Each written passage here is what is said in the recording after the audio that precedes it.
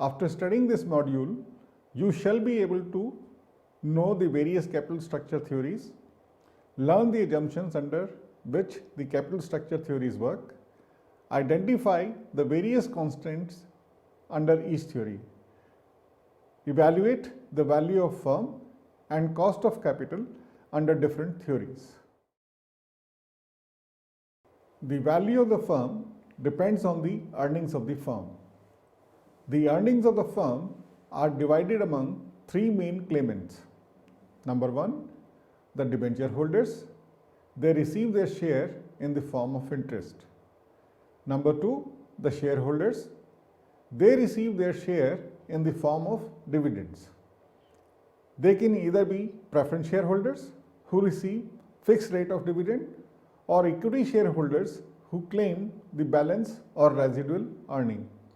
Third, the third claimant is government, which receives its share in the form of taxes. However, what is worth noting is that the order of payment is not as above. First, interest is paid to the debenture holders, and then the government gets the share in the form of taxes, and then finally comes the shareholders. Thus, interest is a deductible expense for calculating taxes, but dividends are not expenses. Dividends are paid out of profits after tax. These earnings of the firm are capitalized at the rate equal to the cost of capital to find out the value of the firm. The earnings of the firm, that is EBIT, is determined by the investment decision. The more investments are made, the more EBIT would be generated. How this EBIT is to be shared amongst various claimants depends upon how the investments have been arranged. The capital structure determines the mix of the investment and the share of claimants in the EBIT. Thus, the value of the firm would be the sum total of value of debt holders and shareholders.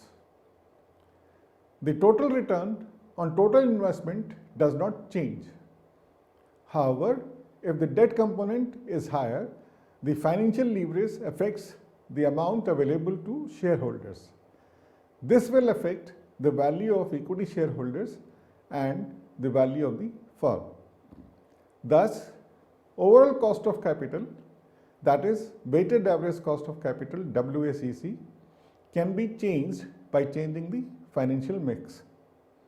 Therefore, we can surely find a mix which gives lowest WACC and highest value to the firm. This would give an optimal capital structure. Theories of capital structure. Different theories have been expressed regarding the relationship between the leverage, cost of capital, and value of the firm. These relationships are also expressed as theories of capital structure. These are: number one, net income approach; number two, net operating income approach; number three, traditional approach; number four, approach or Modigliani and Miller approach. These theories are based on the following assumptions. Number one, the firm's business risk is given and is not affected by financial mix. Number two, there are only two sources of funds, that is debt and equity. Number three, the total assets of the firm are given and no change would be there in total investments. Number four, operating profits are given and would remain same. Number five, entire profits are distributed and there are no retained earnings. Number six, there is no corporate or personal tax. While discussing these theories, the following notations are used. V is the value of firm, S is the value of equity, B is the value of debt. V is determined or equal to EBIT upon KO and V is equal to S plus B. I is equal to interest payment, EBIT is equal to earnings before interest or net operating profit, NP is equal to net profit or profit after tax. KD is equal to cost of debt after tax.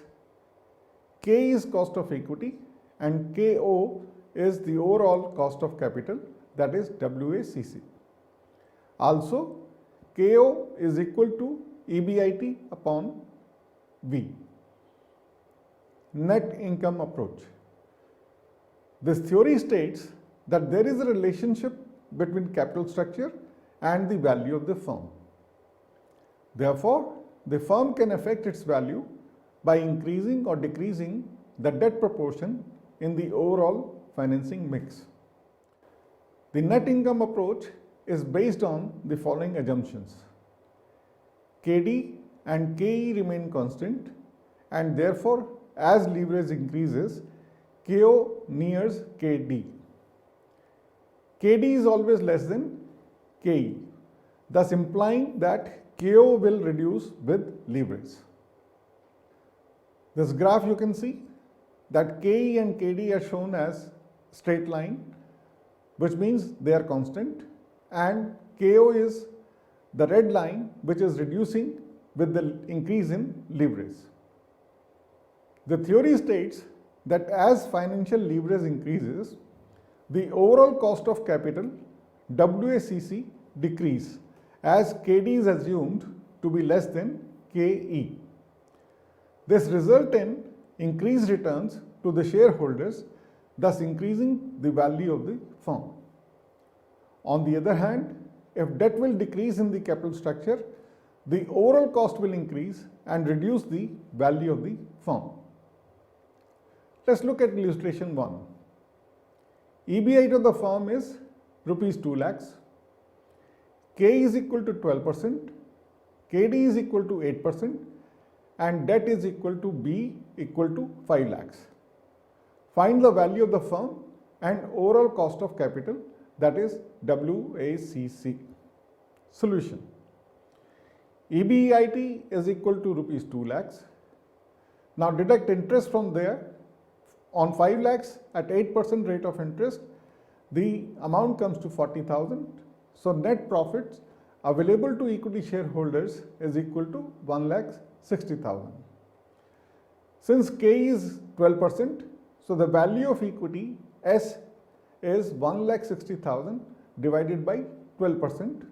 This is equal to 13,33,333.33. Now value of the firm B is equal to B plus S.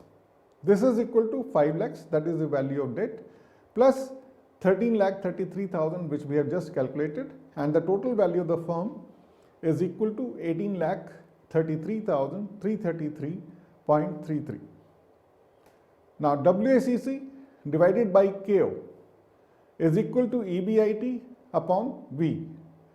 This is equal to 2 lakhs divided by 18.33 and odd multiplied by 100 is equal to 10.90%. WACC can also be calculated using the formula KD into D divided by D plus E plus KE multiplied by E divided by D plus E. So when you calculate or put the amount in the formula, you will get the overall cost of capital as 10.91%. Limitations of net income approach. Net income approach is simple, but it is based on unrealistic assumptions that risk perception of equity will remain constant at all degree of leverage. The more debt will be there in the capital mix, the equity will demand more risk premium as their risk will increase. Net operating income approach. According to NOI approach, the market value of the firm depends upon the operating profit and overall cost of capital, that is KO. The financing mix is irrelevant and does not affect the value of the firm. The assumptions of this theory are: 1. The investors perceive the firm as a whole and capitalizes its total earnings to find the value of the firm. Therefore, KO is constant. KD is also taken as constant. Third, increase in debt increases the risk of shareholders, and thus KE increases with increase in debt. Now let's look at the illustration 2. Here EBIT is 2 lakhs, KO is 10%, KD is 8%, and debt is 5 lakhs. Solution. V, the value of the firm, is EBIT divided by KO. This is equal to 2 lakhs divided by 10% is equal to 20 lakhs. Further, V is equal to B plus S. That means 20 lakhs is equal to 5 lakhs plus S. This will give us S equal to 15 lakh. Now, amount available to equity shareholders, EBIT is 2 lakhs minus interest on 5 lakhs at 8% is 40,000, and net profits available to equity shareholders is 1 lakh 60,000. Now K is determined dividing PAT by S. So the value of equity S is 1 lakh 60,000 divided by 15 lakhs multiplied by 100 equal to 10.67%. Now in this graph, you can see clearly that KO and KD are constant, while the cost of equity increases, that is KE increases with the increase in leverage.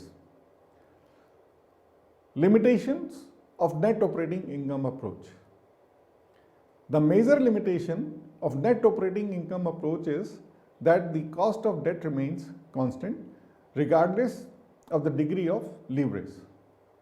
Another drawback is, as the cost of capital of the firm cannot be altered through leverage, the net operating income approach implies that there is no optimal capital structure. Traditional approach. The NI approach and NOI approach hold extreme view on relationship between the leverage, cost of capital and value of the firm. In traditional situation, both the approaches are unrealistic. The traditional view takes the middle approach.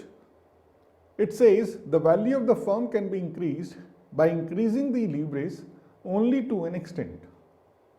Therefore, this is more practical and can be used to decide a point where the value of the firm will be maximum and overall cost of capital will be minimum. Assumptions of this theory. The traditional approach has the following assumptions. The cost of debt capital remains more or less constant up to a certain degree of leverage, but rises thereafter at an increasing rate. The cost of equity capital remains more or less constant or rises only gradually up to a certain degree of leverage and rises sharply thereafter. The average cost of capital decreases up to a certain point due to the benefit of leverage and then starts increasing. The point where it is lowest is the optimal capital structure. The approach. It states that the cost of debt KD will be less than KE. For all equity firm, KO will be equal to KE. So if debt is introduced at a lower cost, the overall cost will come down as KO or WACC will reduce with small degree of leverage. The risk of equity will also not increase and therefore KE will remain constant up to this level. But if leverage is increased further, KE may start increasing, but the benefit of the leverage will be more than the increase in KE. Therefore, KO will still come down. Beyond this point, the KO will increase with increase in leverage, but its adverse effect will not be compensated with benefit of leverage. So at this point, there is no point of raising money through debt as it will increase the WACC, that is KO, and reduce the value of the firm. The debts also start demanding more as their risk also increases. This you can see clearly from the graph that the overall cost of capital will start increasing beyond a certain amount of leverage. Let's look at the illustration. ABC Limited, having an EBIT of 2 lakhs, is all equity firm with KE of 12.5%.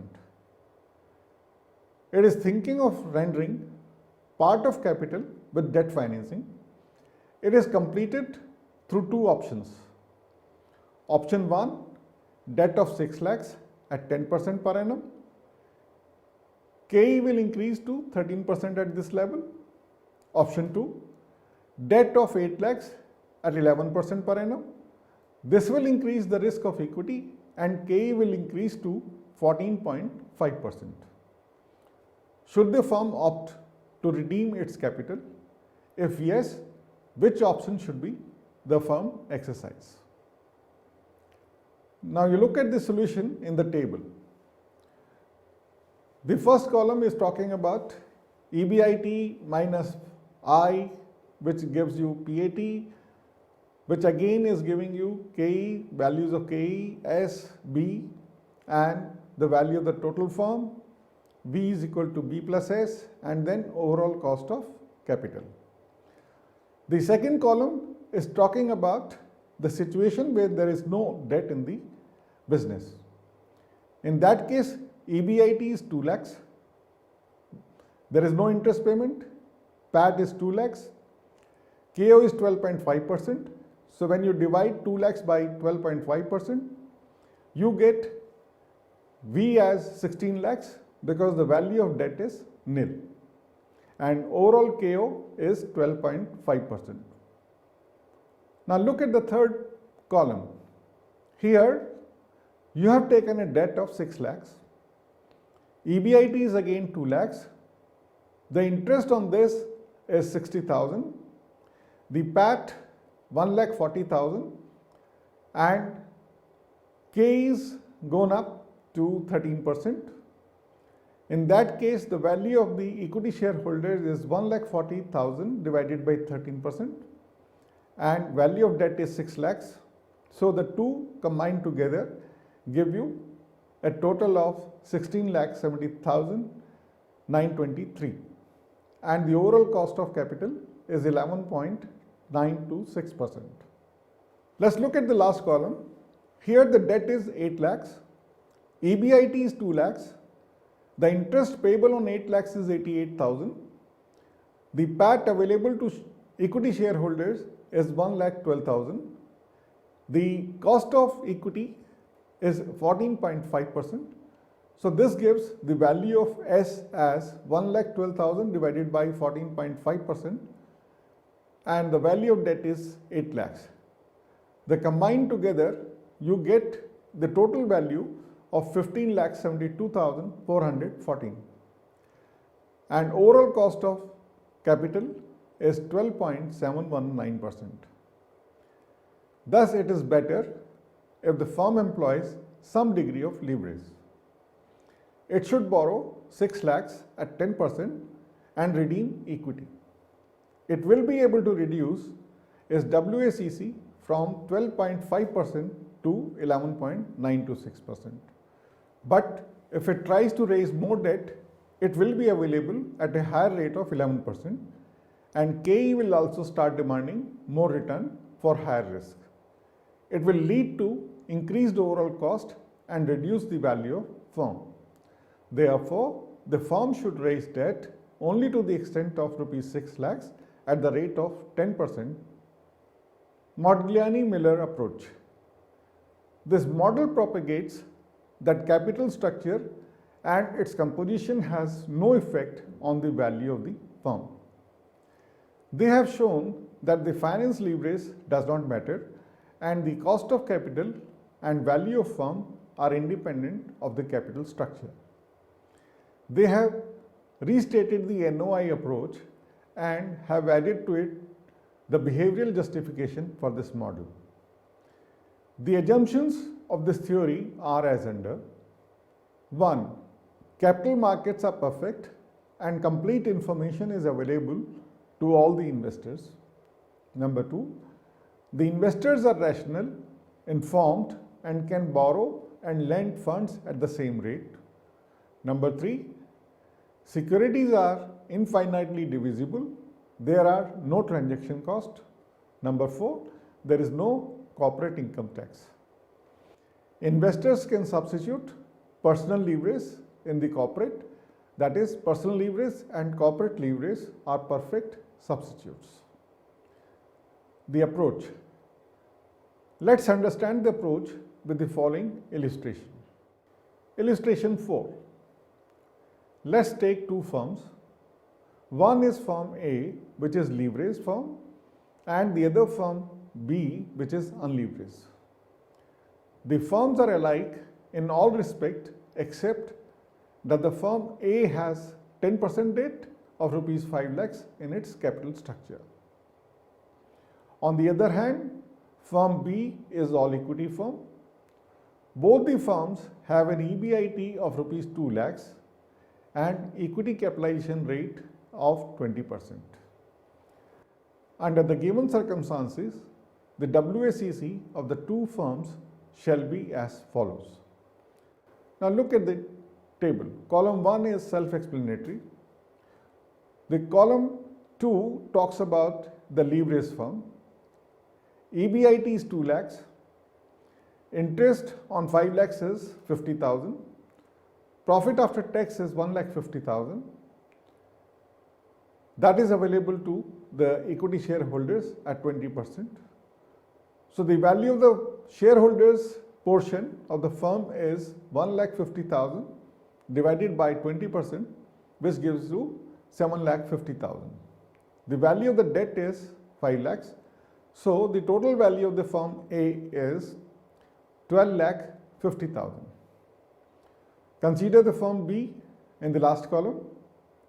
This is unlevered. EBIT is 2 lakhs.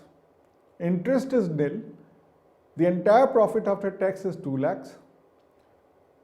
And capitalization rate is 20%. So this gives us the equity portion of the value as 2 lakhs divided by 20%, which is equal to 10 lakhs. Since the value of the debt is nil, the overall value of the firm in this case is 10 lakhs. Now you can visibly see that the value of the levered firm is more than unlevered firm. Thus, NOI approach has been substantial, but as per MM approach, this situation cannot persist in the long run. What will investors do? Investors will start selling the shares in the leveraged firm as they will get increased value and start buying shares in unleveraged firm with personal loans and increase their value in unlevered firm. So equilibrium will be restored. The investor will do so as he sees an arbitrage opportunity here. Arbitrage means increasing returns without increasing risk or investment. The arbitrage process. Let's take an investor who has 10% equity stake in firm. Firm A has 1,50,000 as net profits for shareholders and the value of its equity shares is 7,50,000. So Mr. X has an income of 15,000. He can sell the share in firm A for 75,000. Mr. X does the same, that is, he sells the shares in firm A for 75,000. He now raises 50,000 from market at 10% interest. He now has 1,25,000 to invest in stake of 12.5%. That is 1,25,000 divided by 10 lakhs, which is the value of the unlevered firm. He will now get an income of 12%, which will be about 2 lakhs. Rupees 20,000 from firm A, from this income, he pays interest of 5,000 because he has borrowed 50,000 at 10%. he is left with 20,000 as income. So we can see that Mr. X has increased in income or return without any risk on investment. Since all investors are rational and will continue the process of arbitrage, the prices of shares of firm A will go down, thereby reducing its value, and shares of firm B will go up, increasing the value of the firm B till equilibrium is reached. Thus, leverage is relevant in determining the value of the firm or cost of capital. Limitations of MM approach. The major limitation of MM approach is the assumptions that underline it. These assumptions are unrealistic and unattainable. Markets are not perfect. Transactions are not cost-free. In fact, investors also do not behave in a perfectly rational manner. The following limitations are: number one, corporate and personal borrowings are at different rates. It's not possible for the individuals to borrow at the same rate at which companies borrow. Personal leverage is not a substitute of the corporate gearing. The leverage capacity of the firms is higher than the individual. Personal borrowings are cumbersome and it creates inconvenience as there are many formalities involved. In real life, there are transaction costs. There are legal restrictions in buying and selling securities by institutional investors. Complete information is not available in the market, and there are corporate and personal taxes. Later on, MM hypothesis relaxed the assumptions that there are no corporate taxes, and it realized that a value of levered firm increases because the levered firm has to pay less taxes. That is, interest is deductible in calculating profits for tax purposes. Thus, a levered firm has larger share of EBIT to the debt and equity shareholders. The value of the levered firm will be equal to the value of unlevered firm plus tax shield.